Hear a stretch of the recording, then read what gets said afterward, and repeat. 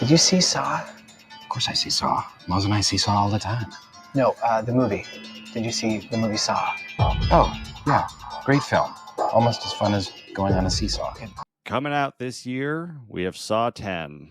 And we thought this is the perfect opportunity to just rewatch these movies because it's been a while. It's been a while. And like the last, I think 2 or 3 times that I've tried to go through the whole franchise again, I give up after like 4 or 5. I'm just like, So this will be like good that we have to stay on track. I'm excited. I also haven't seen the other spin-off versions or whatever those like the Jigsaw Spiral and Jigsaw. I saw Spiral, but I didn't see Jigsaw. So yeah, I saw Jigsaw. But yeah, the first couple, they hold their own, and then it really starts to nosedive, and then it wraps up with Saw 3D.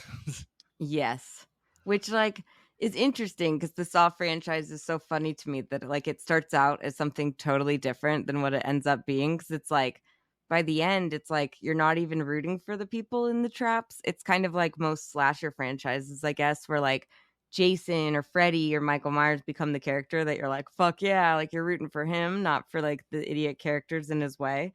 And I kind of feel like that with Saw, where like they start punishing really bad people. Yeah, except the hard part is that Saw dies in like the third one. So Saw? Jigsaw. Okay. I was like, wait, what? Fucking like, he dies in the third one. And so by the end of the series, we're on like the 20th secret assistant, you know. But he's also like in every movie still. I'm like, did you have, I mean, that's why it was like probably written into the beginning. Like they won't turn this into a franchise because he's dying. Like that's like the whole plot of the first one that you find out it's like he's dying and that's why he does this game with people. Well, you know, money is a hell of a drug, and based off just the success of the first one, they're like, we're gonna ride this out. Yeah, I mean, it's not the worst franchise in horror history. I'll say it's definitely. It's just a downward spiral, though. It's not like it gets. I mean, literally, because it ends in spiral until we get to the new one. But I literally just feel like it just gets worse and worse as it goes along. Yeah, it would be interesting to compare it to other movies that also have 10 sequels and like how many, what's the average score across all 10 movies? You know? Well, maybe we'll do that at the end because there's going to be fucking a lot of these leading up to the 10th. So, well, we're talking about the first one today, easily the best one. There's the first movie and then there's the rest of the franchise. That's how Lee Winnell sees it, and I could not agree more with him. Yeah, this was I think this was the beginning of the Warner Brothers James Wan relationship. I think so. Did they distribute it through Warner Brothers? I believe so. I think that they I know that this is their first film that they made out of film school. They got the funding for it. Like the script was on like the blacklist for like one of the most liked, I think when it was made in 2000 when they submitted it. And they got an agent, and then they went through Twisted Pictures is who did the first one. Okay. I don't know how it ended up. I'm sure Warner Brothers took over because that's what they fucking do. But it's interesting because this is like literally like this is the start of Lee Winnell and James Wan, a powerhouse together. And like think of like how many other franchises they started after this too. It's like, how do you get that lucky? They're just so incredibly talented. Yeah, I mean, based off the track record, I don't think it's luck because James Wan has just been the reason for any huge money-making horror movie franchise like in the past 20 years. Oh, it's so true. It's so true. But those like that's what I'm saying. Like with this and Conjuring, Insidious. I also love Dead Silence. I don't know if you've ever seen that one. I think that one's not as like popular, beloved as the other ones, but it in a long time, but it's actually really good and got some creepy like puppet imagery, so it kind of fits in with Saw. But yeah, great, amazing guys, and I can't believe this is the movie that started their. I mean, it also kind of turned them into the kings of torture porn, is what people referred to them as, and I'm like, no wonder they didn't do any more Saw movies. I mean, Lee Winnell was like part of the writing teams for the rest of them, or at least 2 and 3, I think, but. It's like, I wouldn't want to be called that because this first one, especially rewatching it, I didn't think it was that gory. Yeah. So this first Saw, it's super interesting how whenever people think the Saw franchise, they think torture porn. Yeah. And the first one really isn't. Not at all. That's like a very small part of it. And they only like insinuate violence, or you see a little bit of blood or like a cut and then it cuts to something else. Like it's really not bad. Yeah, that was one of the things that stuck out in my mind as we saw the different traps and stuff. Like when I think of the traps, I think of like the later Saws because they're just graphic, especially like Saw 2. Saw 2, Saw 3, Saw 4. I mean, they just get worse and worse. That's the other thing too. I feel like the first Saw has the best traps because they're not too extreme where you're like, I would never fucking do that. Like there's no way, I would rather just die. And it's like I feel like the traps get more and more fucked up and disturbing to watch versus like it's more psychological in this movie. Yeah, I thought a good way for us to go through these movies would be to talk through the traps because that's what people are seeing them for. But you're totally right. Like eventually, though. Yeah, not the first movie. Yeah, this one, a lot of it is, it insinuates or implies what happened rather than just full on showing it. Or like sound effects too. It's like, or like just off screen, like you don't even see them cutting off the fucking foot, which you do later on. You see everything in all the rest of the movies. You see worse than that. When I started rewatching this, the first thought when the lights come on in the bathroom area, I was like, this movie is the reason that every horror haunted house, like on Halloween, has a dirty bathroom. Oh, yeah, 100%. I mean, it's just a perfect fucking location for this movie to take place. And I love that it was just a practical thing because they were like, what's the cheapest location we can make our movie at? And they're like, okay, a room. And what's the cheapest? Like, okay, 2 actors. Let's do it. And I was like, so it's just basically, how do we make fucking lemonade out of something so basic? And they nailed it with like the aesthetics, the casting, and then also just like the plot and the story and the whole vibe works. But it's crazy because it is just 2 dudes in a bathroom, a dirty ass bathroom, but still just a bathroom. 2 dudes, 1 bathroom. Yeah, I would not. Surprisingly, actually, now that I know it's Saw, I would watch that movie. But normally, I would not watch anything like that. They did this movie for just over $1 million, the budget, crazy. and it grossed over $100 million worldwide. So it's already one of the most profitable movies ever made, and this is another prime example of why horror genre will never die. Like they are easily the biggest money makers that you can do. I personally just think like if I really want to be challenged by a movie or like entertained or just like basically everything I want in a movie, horror movies have it, man. They're all pushing boundaries. Sometimes a little bit more than they need to the rest of the Saw series, but I'm along for the ride. Along with gross looking bathrooms, I also felt like as this movie went along, I'm like, is this where people got the inspiration to create escape rooms? Like fun social escape room things? Like probably. Because like the whole movie, there's all the clues, there's find the clue, here's another clue, find the thing. Like the whole movie is an escape room. And then I Googled just before we started here, the first like corporate escape room was made in 2007. Yep. So I think I'm right. I 3 think years this after inspired I think you're right. Because then we had Saw 2 by then as well, which had even more like different traps in each rooms. And then like, who knows if Saw 3 was already out or on its way? Probably. I think what's interesting is that they actually have Saw escape rooms, like a Saw themed escape room. I'm like, who the fuck would sign up for that? I don't want to cut my leg off. I thought this was a game. That's like those horror haunted house things that you have to like sign the waiver because like people like assault you. Yeah, they shove shit in your mouth or make you drink stuff or they like tie you up and lock you in a trunk for 8 hours. Like, no thanks. I don't want that to happen to me ever. All right, God. So let's talk through some of these traps. I mean, we obviously know the cut your foot off thing, but the first like Saw trap that we see is the barbed wire trap. That shit is so fucked. Yeah, dude. I'm like, I mean, I know Jigsaw's like all preachy and shit, but like, dude, like this is fucked up. I feel like sometimes he picks people that I'm like, did they really deserve it?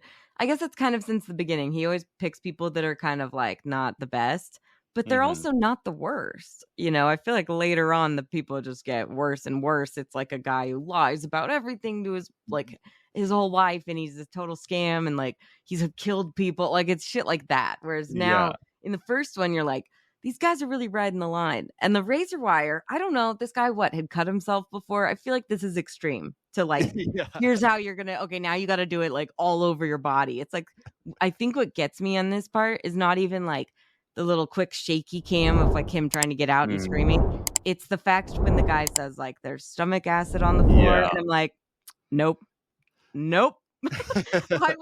I would sit there and go, I will breathe this gas, I will stay here, and that will be it.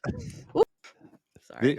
This trap is one of the sets that I'm really glad was only in the first one, because I would not want to see the gory play out of this. Like, yeah, it's gory enough with like just the visuals of like seeing him in there, and then the kind of shaky, like I said, footage of him trying to get out, and then just the description of it is enough, because yeah, it's like it's fucked up. I don't need to see that. It's kind of like the movie Seven, where like some of the stuff you see, but like a lot of the stuff is like after the fact. You're not watching them do those torturous things. Like you're not watching that dude fuck that chick with the knife dildo. yeah. You're like hearing about it, and that's so much more harrowing than like having to watch it, I think. Yeah. Saw is clearly inspired by Seven. Mm-hmm. Oh, totally. And I love that like the first movie really doesn't play up the gore factor. Maybe it just was a little bit gory at the time, but I'm like, I feel like I saw worse in Texas Chainsaw, which came out a year before this. Like Yeah. that remake, that one's worse than this, I thought.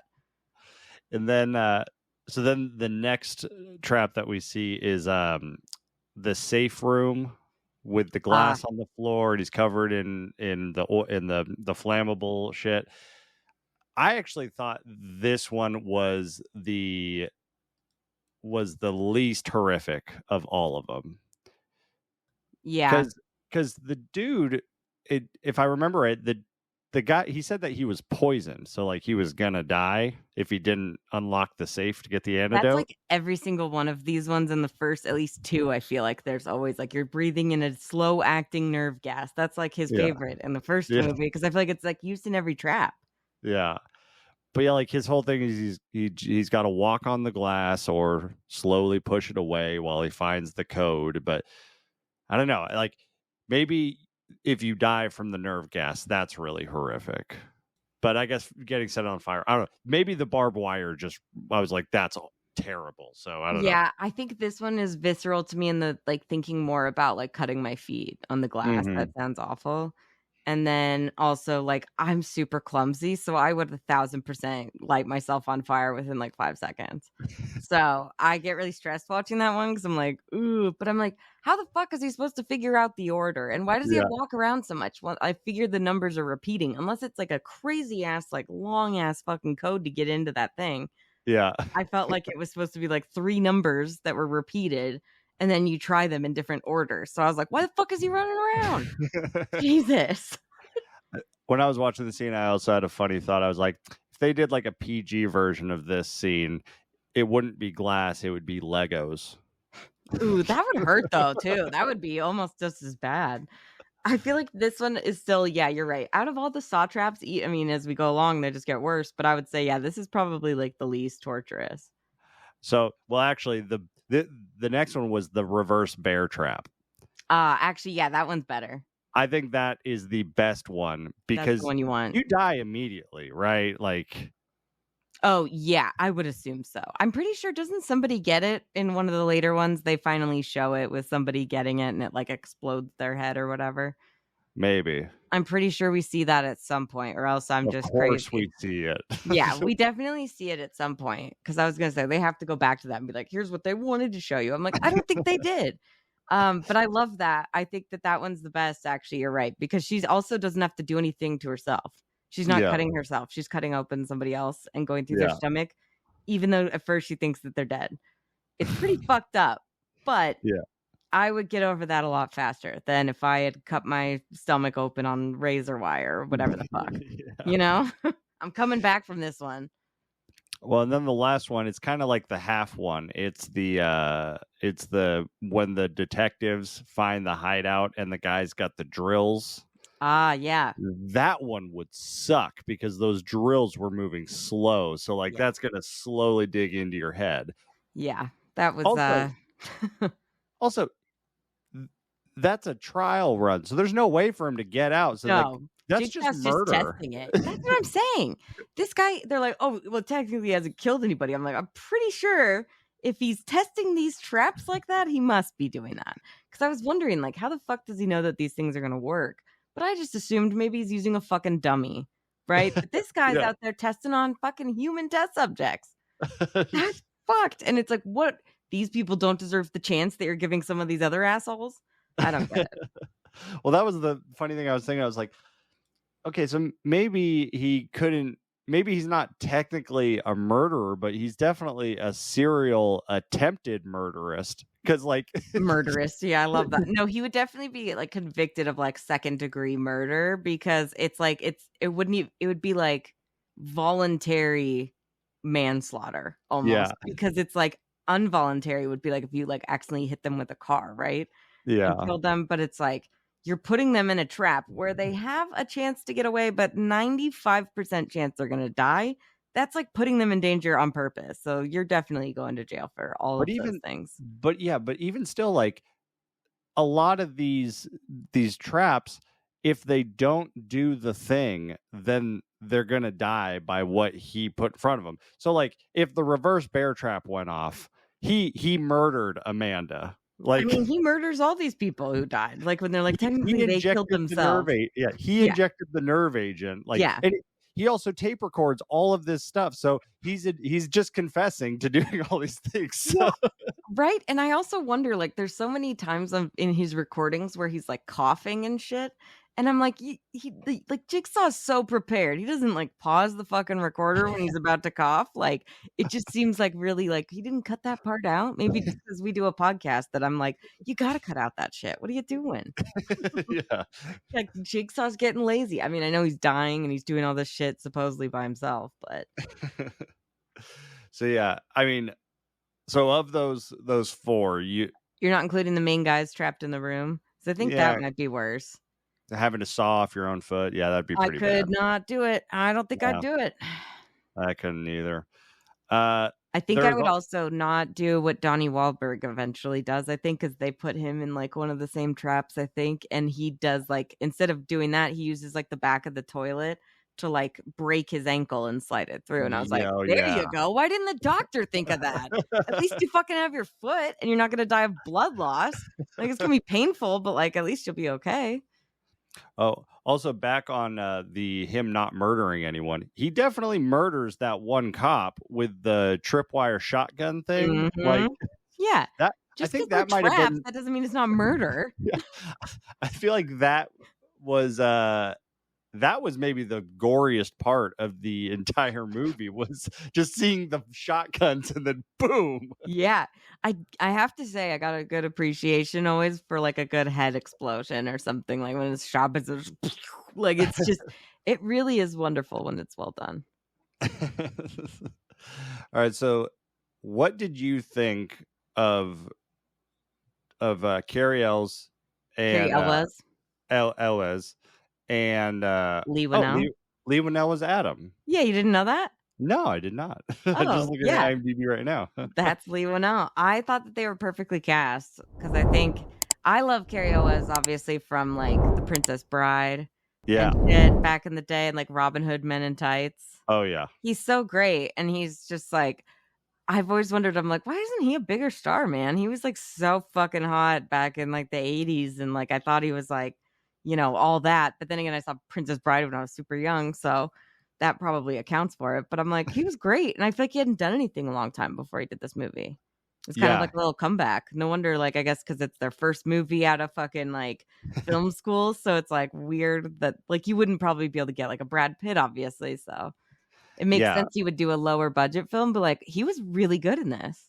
Well, and also even like Danny Glover, like, yeah, exactly. Maybe all these guys just took a break after the 90s and they're just That's like, what I'm saying. Like, fucking just give me a chill. minute. Just give me a fucking second. Jesus. Well, it makes sense too, because then you're like, I mean, obviously he's not in all the other ones, but I think it was more of like they didn't want to pay him for like some shit or whatever. I don't know. But he was really great. And yeah, when I found out that it was Lee Winnell who plays Adam and is the other main character, I was like, damn, Lee Winnell. Like, what the fuck? You can write, direct, and you can act? Like, I had no idea that he was Adam for the longest time. I think that's so cool. I thought Lee Winnell was pretty good. I thought Carrie was pretty good. That one part where Dr. Gordon is talking to his wife through the phone and he just starts screaming and freaking out because he thinks they're dying. I was like, I didn't think you had that in you. That was real crazy, that screaming.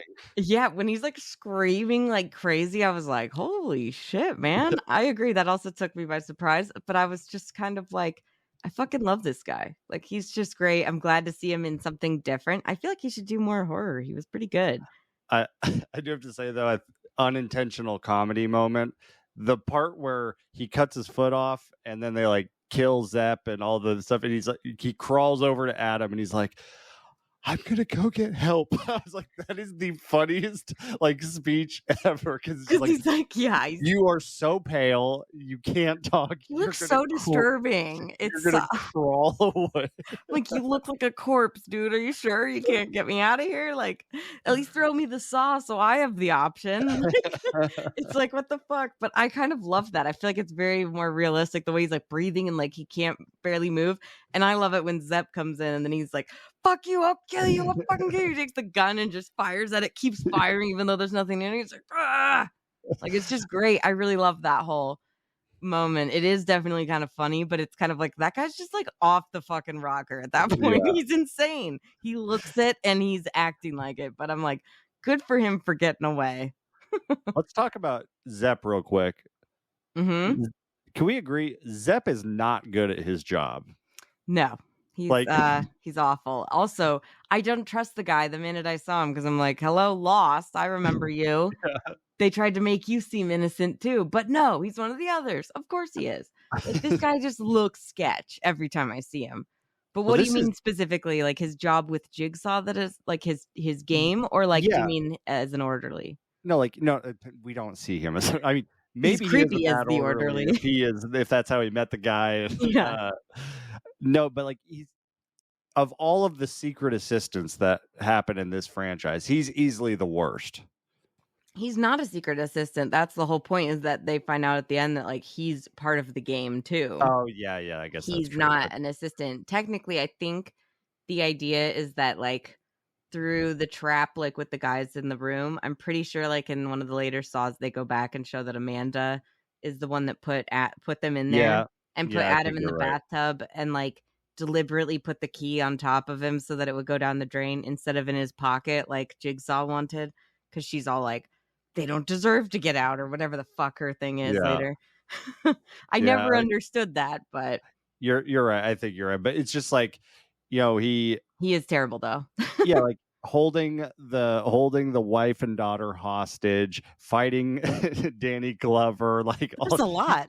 He just makes a lot of mistakes. Also, Dr. Gordon could have prevented this entire movie from happening a couple times. One, don't cheat on your wife. Mm-hmm. Two, check the closet when your daughter is scared, because the number one place. He's been in there for God knows how long. I know.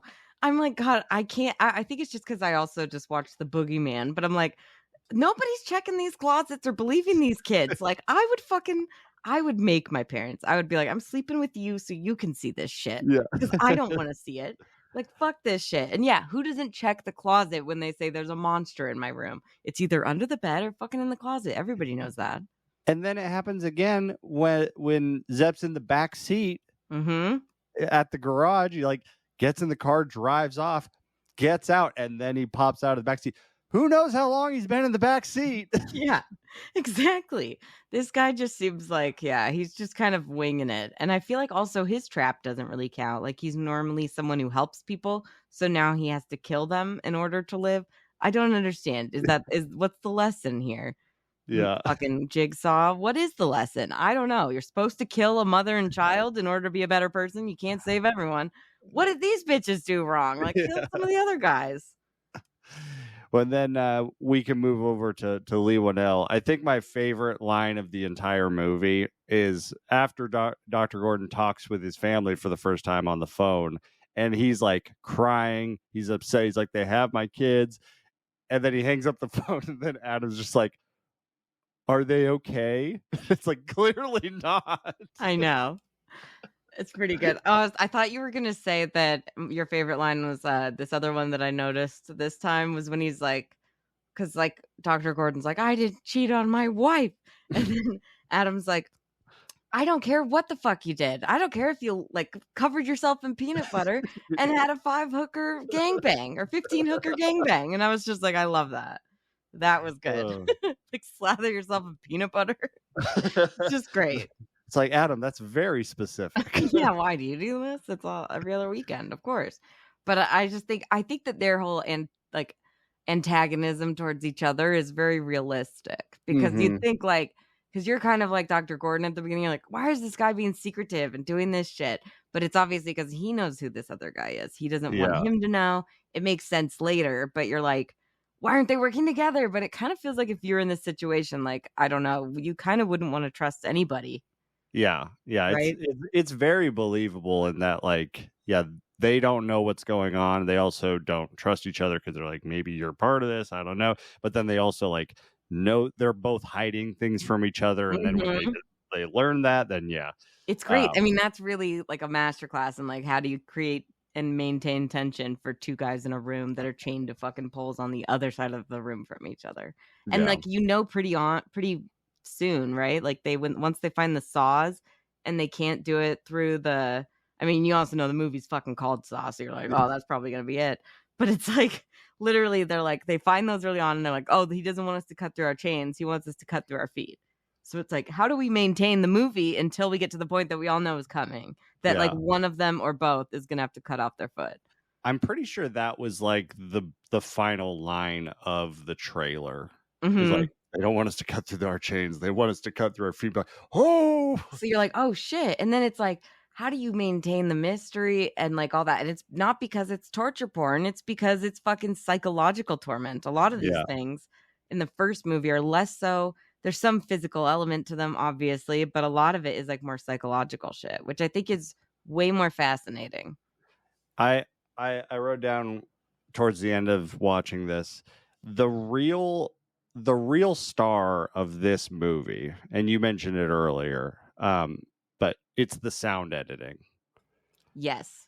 Like the sounds from the saws cutting things, the gunshots, the drills, when they smash Zepp's head with the toilet lid. Like all the sounds are so deep and like effective. Yeah. So since we're not seeing things, the sounds like just let our imagination soar. It's like kind of like there's like, you know, that thing where you're like in movies, you see a movie and you're like it's kind of like the director knows what he's doing, so he's putting the insinuation of something there, so you feel like you saw like I remember the first time I saw this, I thought, oh my god, they're really showing them cutting off the foot.